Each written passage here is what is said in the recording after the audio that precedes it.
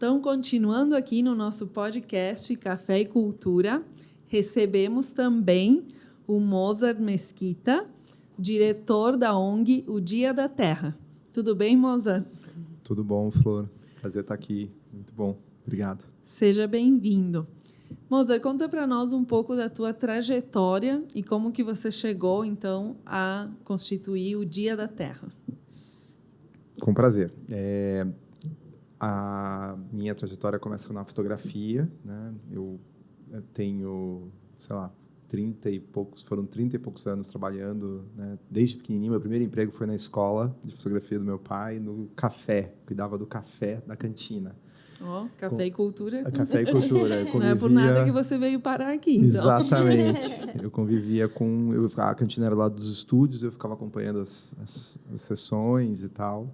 E a escola virou um projeto de âmbito nacional, começou em Curitiba, foi para São Paulo, explodiu. Teve um momento que virou uma revista, na verdade. Passou aí para mais de 3.300 municípios no Brasil. Então, pré-internet, a gente dá para ter uma ideia da dimensão que isso ganhou, foi muito interessante. Virou depois um evento que se tornou o maior evento da América Latina.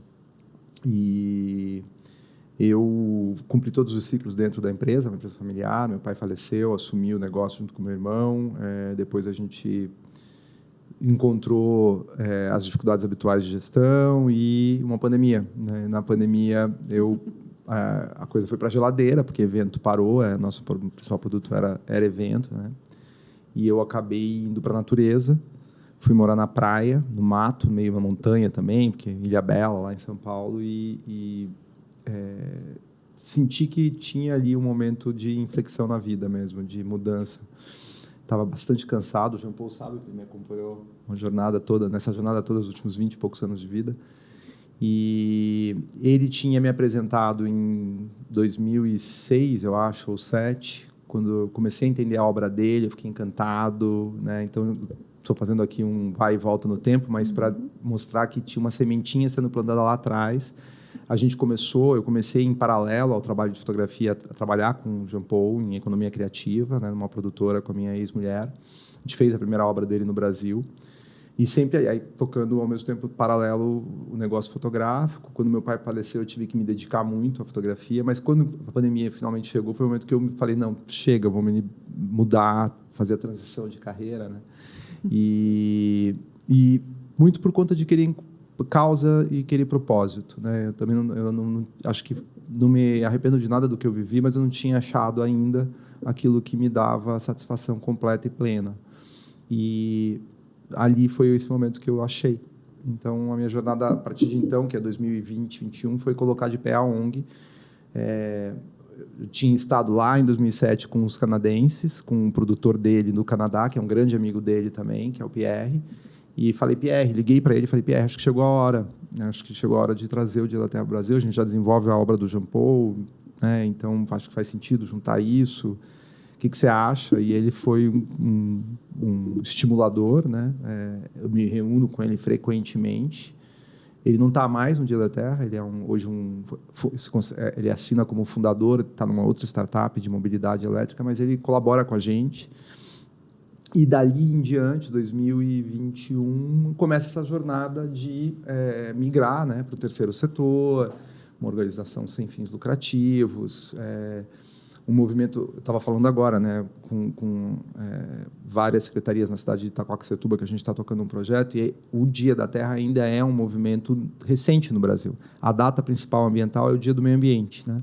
Então, a nossa missão está em várias frentes. Uma delas é consolidar essa data, a outra é atuar na redução de impacto e na regeneração, né, de todas as camadas possíveis. Então, sociedade civil, iniciativa privada, poder público.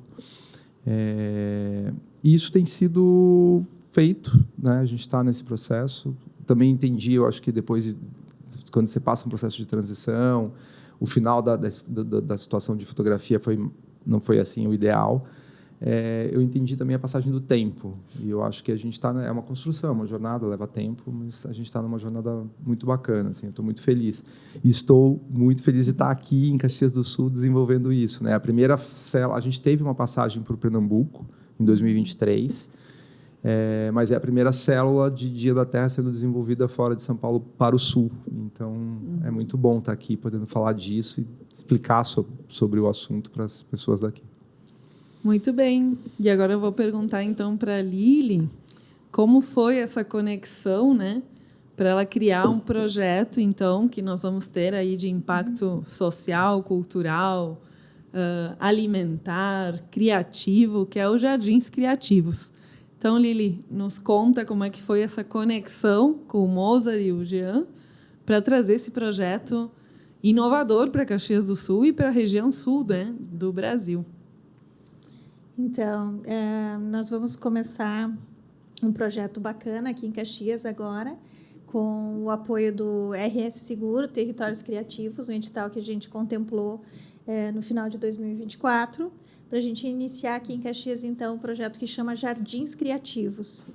E aí, inspirado na obra do Jean, no trabalho que está sendo desenvolvido, então, a partir da ONG Dia da Terra, a gente inicia um projeto de desenvolver esse jardim aqui em Caxias. E talvez a conexão que a gente começa, né, lembrando que eu conheci primeiro o pai do Mozart, que é da fotografia, então. E eu lembro que eu iniciei na fotografia fazendo projetos sociais, ensinando as crianças da periferia a fotografar. E eu tive um grande apoiador aqui, que foi a Tomazoni, as lojas Tomazoni. O seu Tomazoni, então, me adotou ali como uma potencial cliente e com o desejo também de poder contribuir. Me apresentou para algumas pessoas, representantes da Kodak no Brasil, e eu fui a primeira vez para São Paulo, convidada por essa equipe da Kodak para visitar, eu acho que era a primeira feira Fotografar. Então, a gente teve 2007. A oportunidade de conhecer o pai do Mozart lá. E eu lembro ainda que ele disse, olha, você tem que conhecer o Mozart, que era muito ligado a essa ideia de poder pensar alguns projetos que fossem um pouco diferentes do padrão comercial da fotografia. Então, acho que começa por aí. E aí, demorei alguns anos ainda para conhecer o Mozart naquele período. E a gente acabou, né, trabalhando em alguns projetos na fotografia. Eu também estive muito tempo presente na Feira Fotografar, né, acompanhando os congressos, as atividades de fotografia.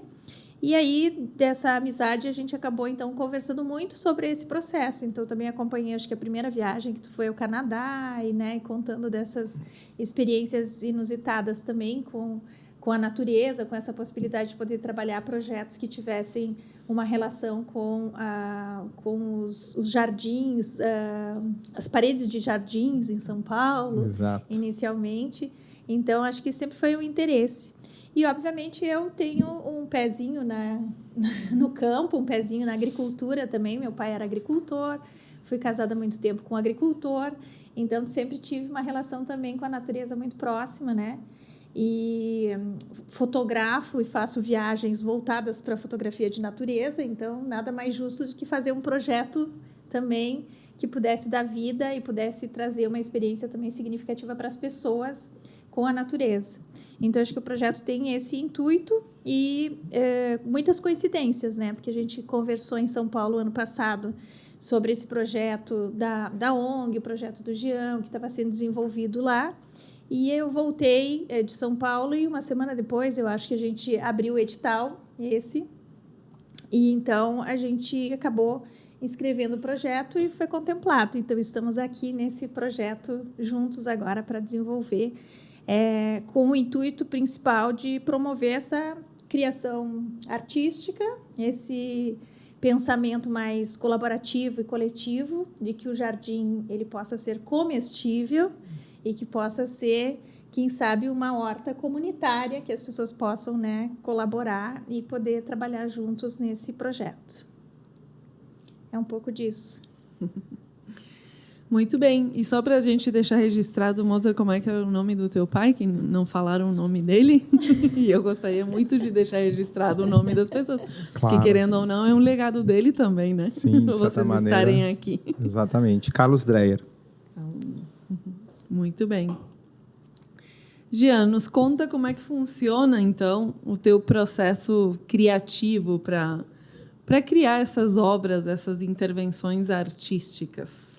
Então, tem várias possibilidades de reflexões que eu tenho de fazer do paisagem mesmo, de onde vem esse paisagem, do passado do paisagem e das pessoas vivendo no entorno. Tem várias possibilidades assim que eu sempre são 3, 4 caminhos possíveis que eu me pergunto cada vez que eu vejo um espaço para entender onde eu posso ir, o que eu posso fazer, que tipo de desenho pode ser mais adequado no lugar. Mais ou menos isso. E depende do projeto. Depois é muito aberto às possibilidades. E lá, nos jardins criativos, jardim que faz comida, tem um outro assunto que é da comida mesmo. Então, ela vai além e depois a gente usa essas plantas para fazer pratos com chef, por exemplo, pode ser um assunto interessante. Então, é um caminho que eu acho que é interessante, essas obras que vai da semente que a gente coloca na terra até a boca, que as pessoas vão experimentar a experiência. E tudo o processo é artístico. Então, é isso. Posso fazer um complemento? Eu acho que tem uma coisa muito rica do processo do Jean Paul, que é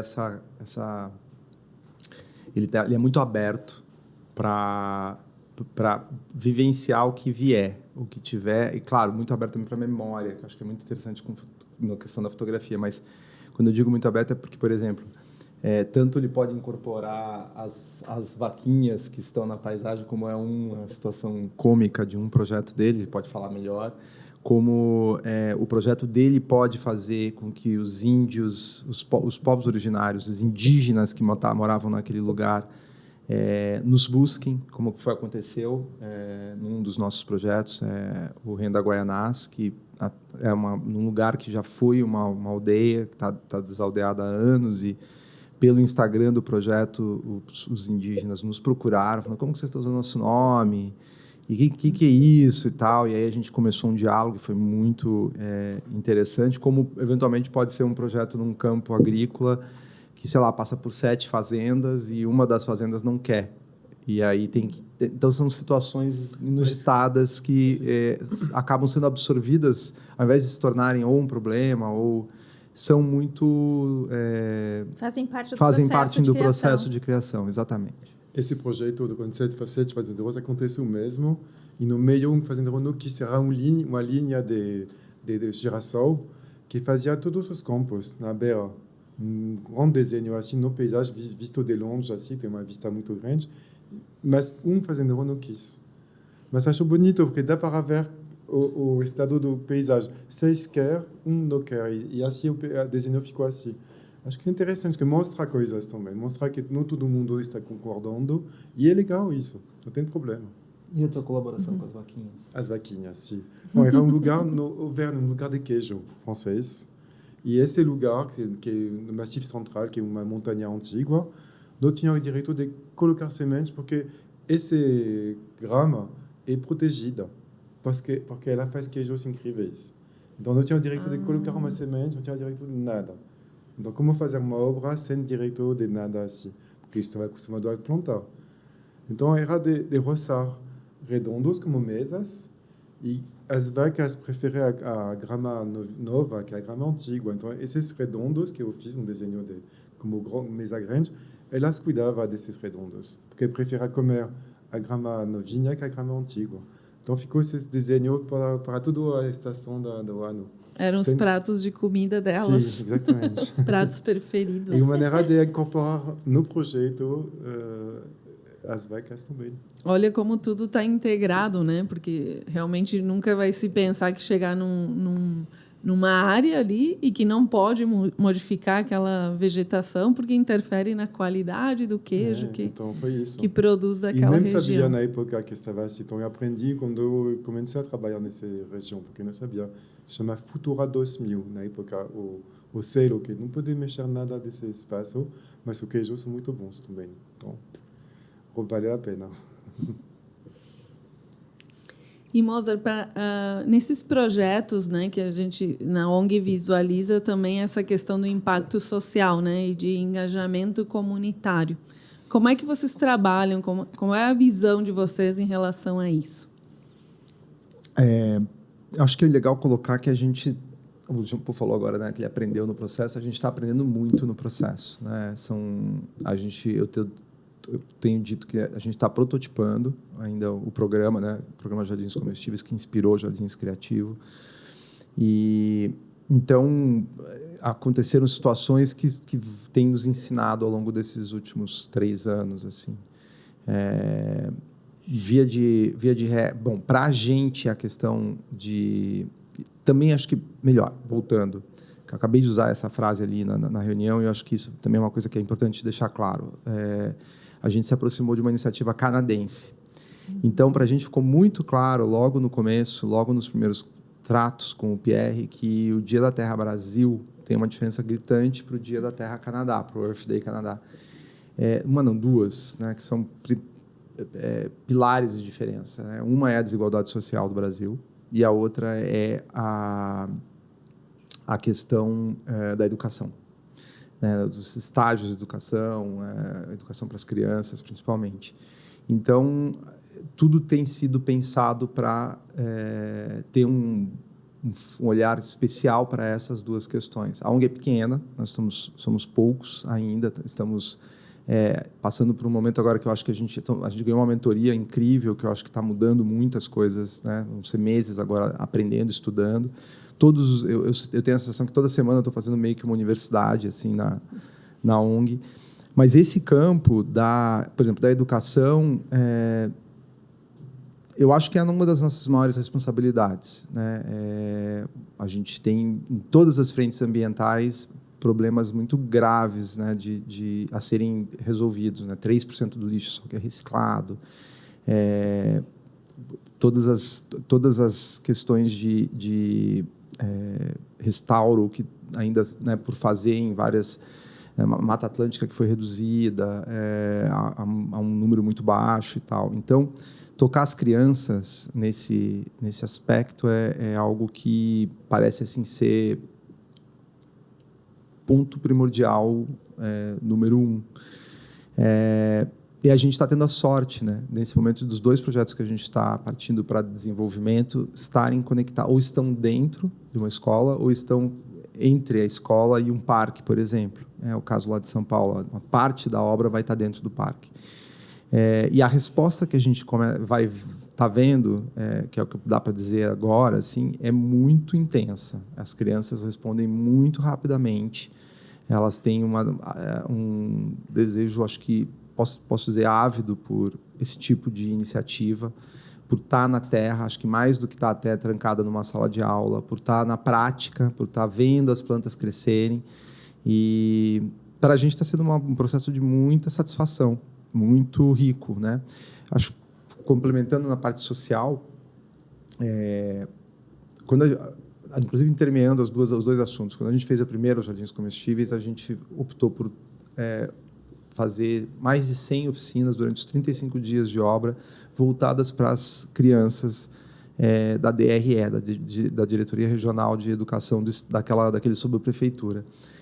E a gente tem os depoimentos gravados, né, dessas crianças. Assim, é incrível o que elas falam, é fantástico, né? A noção que muitas vezes a gente acha que elas não têm, né, do preço do alimento, do quanto é caro, do quanto era bacana ver que a gente ia distribuir caixas no final do processo, porque está muito caro comprar alface. Depois a gente inverteu e a gente partiu para voltar no mesmo lugar, mas não fazer com caixas, e sim no solo, e formar pessoas daquela comunidade. A gente tocou mais a questão social, efetivamente, porque a gente olhou para a geração de emprego. Isso dentro das nossas condições, né? Então, a gente prototipando. Eu acho que a gente está falando com entes públicos sobre trabalhar em política pública, construção de política pública, né? E esses processos estão sendo processos de aprendizado para a gente de como fazê-lo. Então, das 10 pessoas que a gente formou no segundo projeto, que a gente focou numa formação em agrofloresta e permacultura, com 12 aulas de agrofloresta, 12 aulas de permacultura, 2 professores diferentes. Entregamos um certificado no final e hoje tem 7 pessoas dessas empregadas. A gente queremos chegar em colocar todas as 10 para dentro, né? Isso deu um campo de aprendizado incrível, que daí aprimoramos para Itaquaquecetuba, né? O curso foi aprofundado em agrofloresta. É um assunto, foi tema de novela no ano passado, mas é um assunto de profunda carência e quando você vai ver, não tem mão de obra, não tem curso de formação, é escasso, tem pouco. Então, a gente abriu, a previsão é de 20 vagas sendo ocupadas, e o prefeito se envolveu, é um prefeito influencer, tem muitos seguidores, ele, em 5 dias, de um vídeo dele que ele gravou, foram mais de 400 interessados. Então, a gente está percebendo que tem bastante trabalho pela frente, tem muita coisa para ser feita. Esse é um dos assuntos, acho que, mais importantes para a sociedade que vai, né, daqui para frente, como lidar com o solo e o alimento e a segurança alimentar. E eu acho que a gente está aprendendo dentro de um campo muito rico, mais ou menos por aí.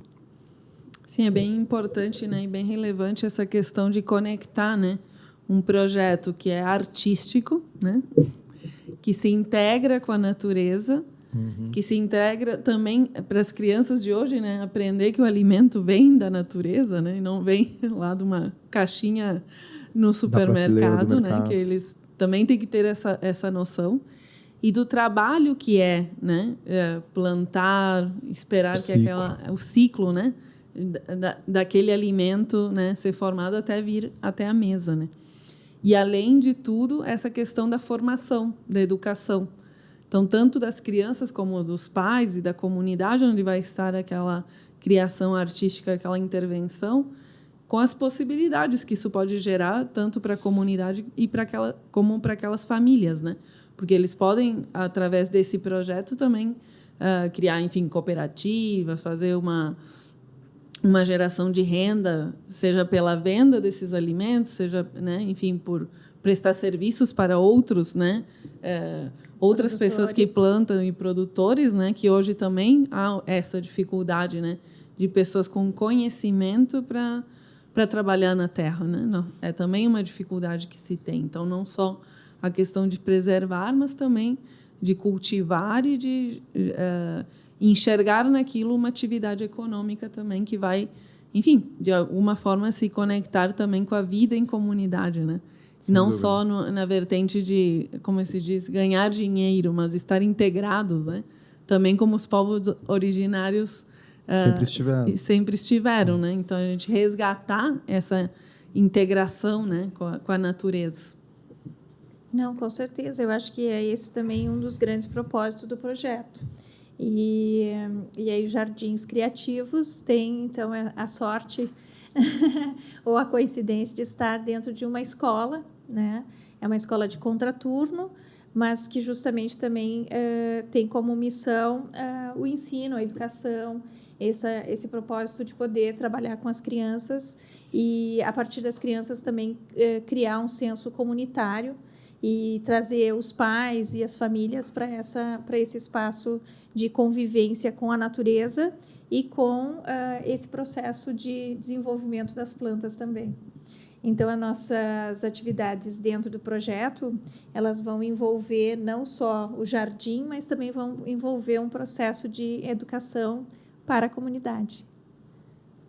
E que outras atividades vamos ter, Lili, no projeto? Vamos ter, então, essas atividades de educação vão estar voltadas com oficinas de permacultura, oficinas de gastronomia, que a gente vai ensinar também não só o cultivo das plantas, mas também o manuseio desses alimentos e como a gente pode fazer com que esses alimentos cheguem até a mesa, né, que sejam saboreados, então, como uma experiência gastronômica, não só para as crianças, mas também para as famílias, para a comunidade, que vai estar aberto. E vamos ter oficina também de grafite e oficina de fotografia, que o projeto também contempla um grafite lá no Centro de Educação de Atenção à Criança e ao Adolescente Murialdo, no bairro Santa Fé, que é onde vai acontecer o projeto.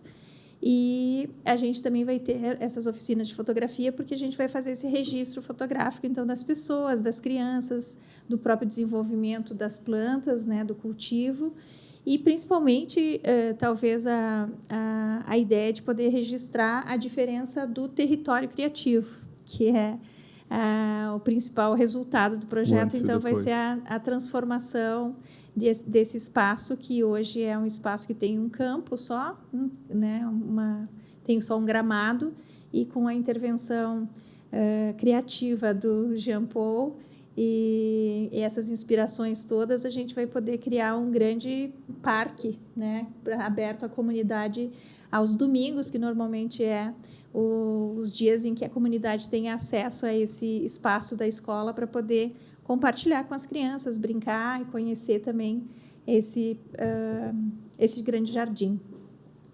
Muito bem.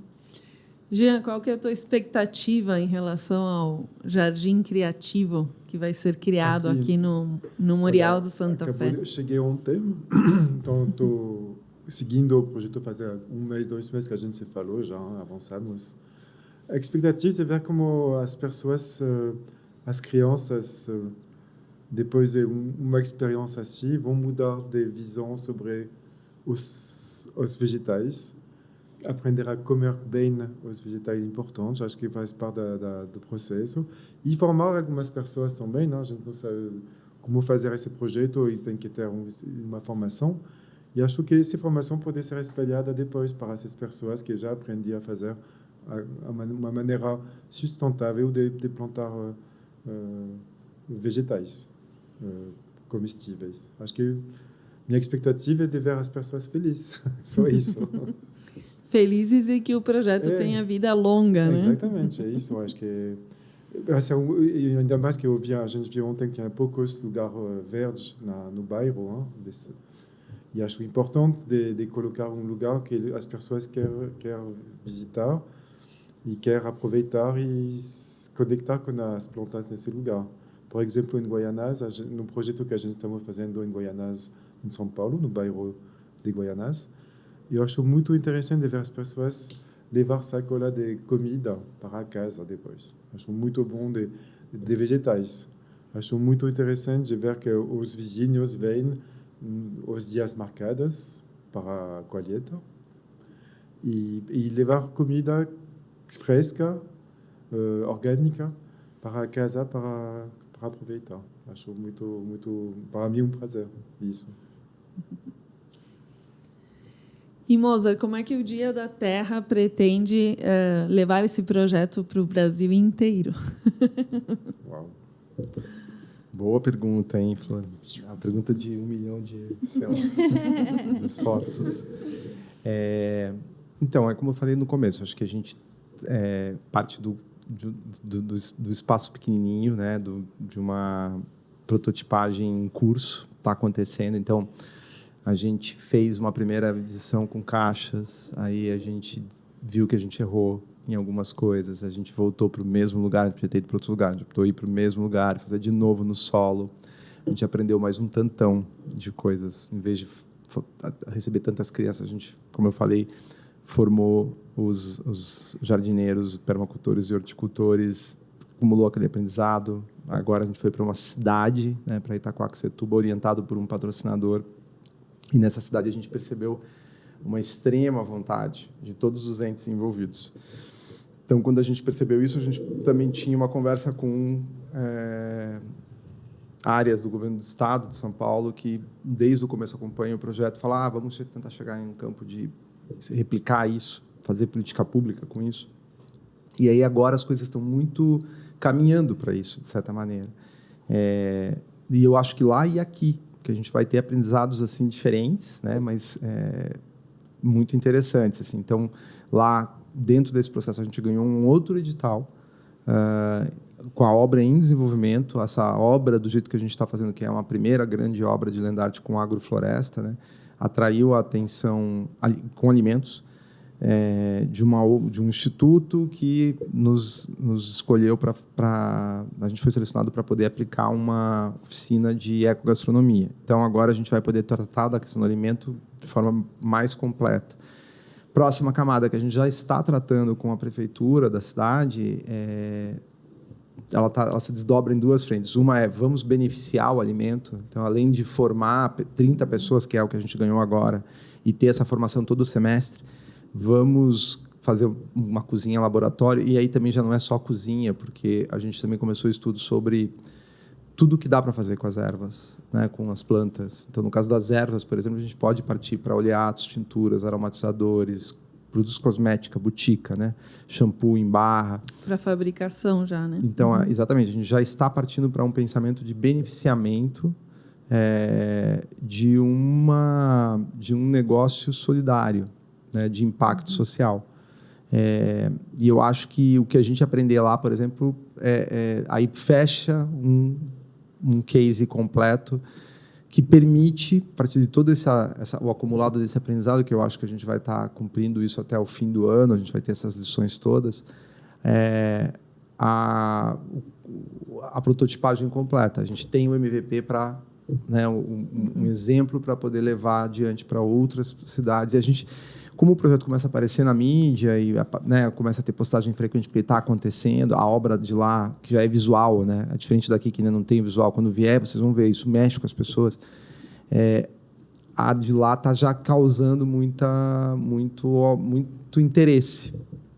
E aí apareceu, semana passada apareceu, sei lá, uma cidade no Rio de Janeiro que quer falar, um bairro no interior de agroecologia de São Paulo, que é Parelheiros também, uma liderança de lá querendo falar com a gente, uma outra cidade no interior de São Paulo que também apareceu pelas redes sociais. Então, eu acho que eu acredito, né, que vai ser dessa forma, com as melhores práticas de economia criativa, que a gente vai desenvolver a iniciativa com parcerias, né, locais também, como a gente está fazendo aqui em Caxias, porque o país é gigante, é um continente.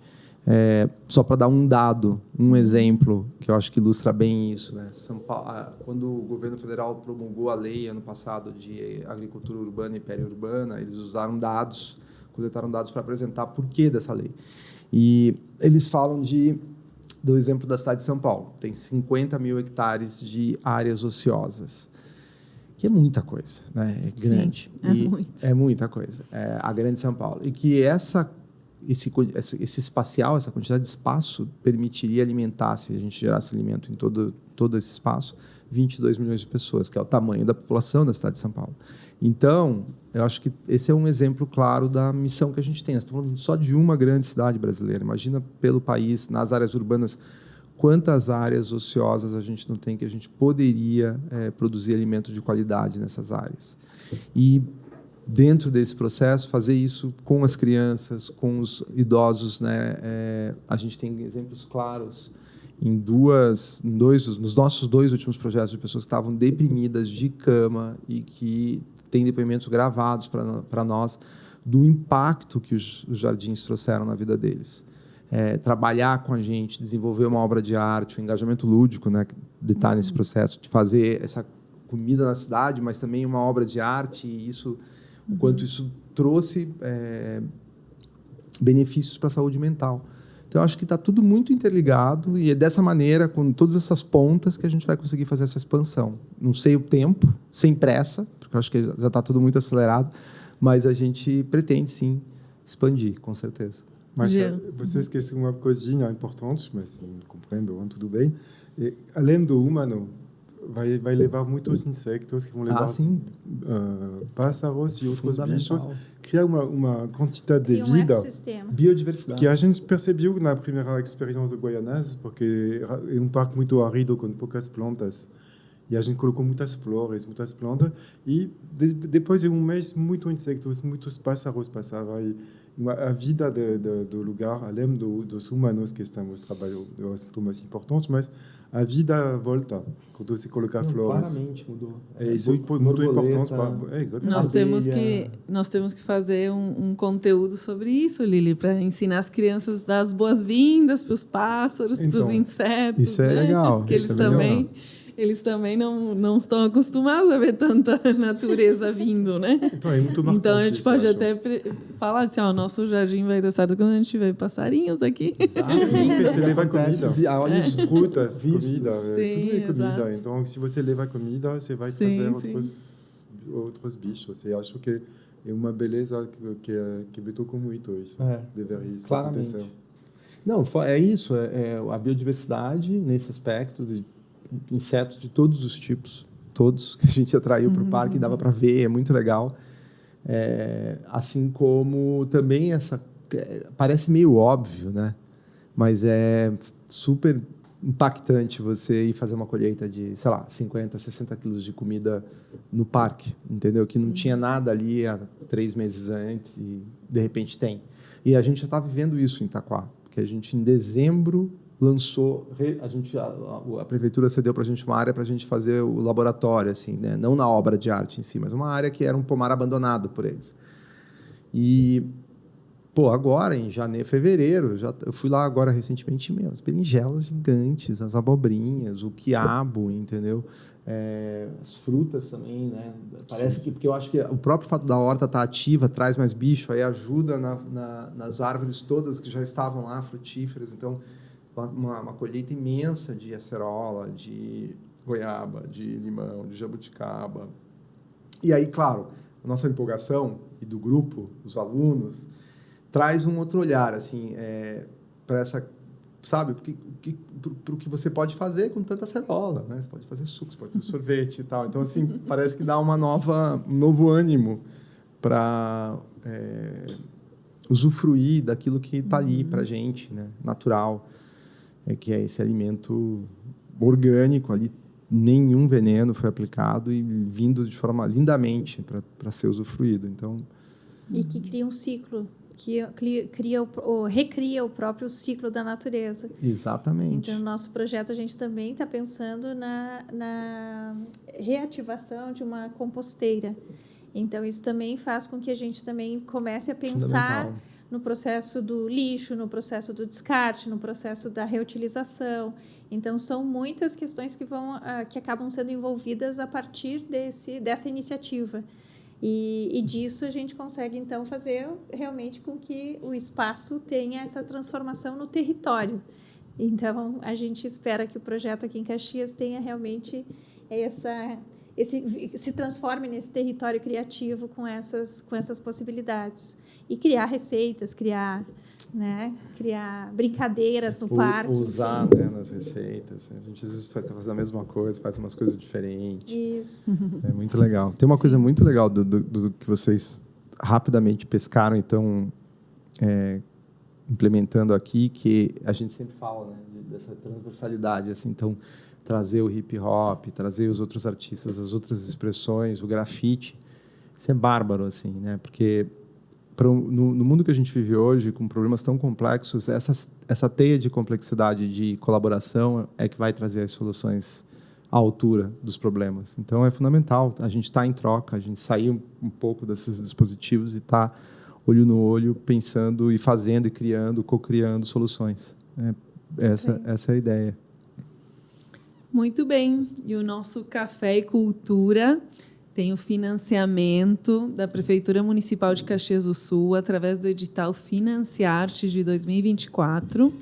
E quero, então, agora uma palavrinha final de cada um aqui dos presentes sobre o nosso tema, né? Economia criativa e impacto social. Então, eu estou impactada, realmente impactada com a possibilidade de estar desenvolvendo esse projeto aqui. Sempre é uma inspiração a gente poder olhar outros projetos que se desenvolveram, que têm um percurso e uma trajetória já consolidada, porque o Jean já faz isso há muito tempo. Então, é uma oportunidade de estar co-criando, né, de trazendo a idealização de um projeto tão bonito e ter a possibilidade de estar participando e fazendo essa cocriação aqui. Então, acho que justamente é a possibilidade de a gente fazer novas conexões e trazer esse expandir desse olhar, que não é mais só um espaço fechado, não é só uma paisagem, mas é uma natureza toda integrada, que a gente já está integrando aqui o Sul com o Centro-Oeste, pelo menos, e o Centro-Oeste já está interligado ao Canadá, né, já está interligado ao outro lado do mundo também, na Europa, com esses projetos. Então, a ideia é que a gente possa expandir cada vez mais, que o projeto tenha uma vida longa, e a gente não pode ter essa ideia de que é uma pessoa só, que é um grupo só, que é só uma equipe, ou que é só uma comunidade em um território. Eu acho que cada vez mais a ideia é que a gente consiga expandir e as pessoas possam colaborar, trazendo novas iniciativas, novas ideias, para que isso possa, com certeza, ganhar mais força e novas possibilidades. A gente já teve algumas professoras que nos chamaram durante esses dias que a gente já esteve aqui falando sobre o projeto, que têm interesse, que estão trabalhando nas escolas também sobre a temática do meio ambiente, né? E aí eu acho que vai ser muito rico essas trocas e a gente poder trazer um pouquinho da experiência de ambas as partes, ou da inexperiência, que também faz parte, para que a gente desenvolva também de forma diferente o processo e traga novas soluções para o meio ambiente. Então é isso. Sim, legal. Para mim, um troco também, porque cada projeto desse tipo, eu aprendo muitas coisas também. Então, além de levar um desenho, um conceito como Mozart Dia da Terra, eu vou pegar coisas de vocês também. Né? E eu acho que isso é importante para mim, de cada projeto me enriquecer por dentro também. Então, acho que estou esperando esse momento chegando lá, que eu acho muito interessante, e eu vou também aproveitar esse projeto de uma maneira que vocês vão levar coisas que me interessam. Voilà. Eu acho que é isso também. A troca, o aprendizado é a palavra. Como você falou ali, não é a iniciativa Dia da Terra também não é uma iniciativa personalista, ela é um movimento global, né? Então, é legal começar a ver esse processo de expansão. A riqueza, né, dessas trocas e desses contatos é a coisa mais importante de todo o processo. E eu estou encantado de ver como isso está se dando aqui. Estou muito feliz. Sou muito grato. Então, muito obrigada pela participação de vocês e aguardamos vocês no próximo episódio.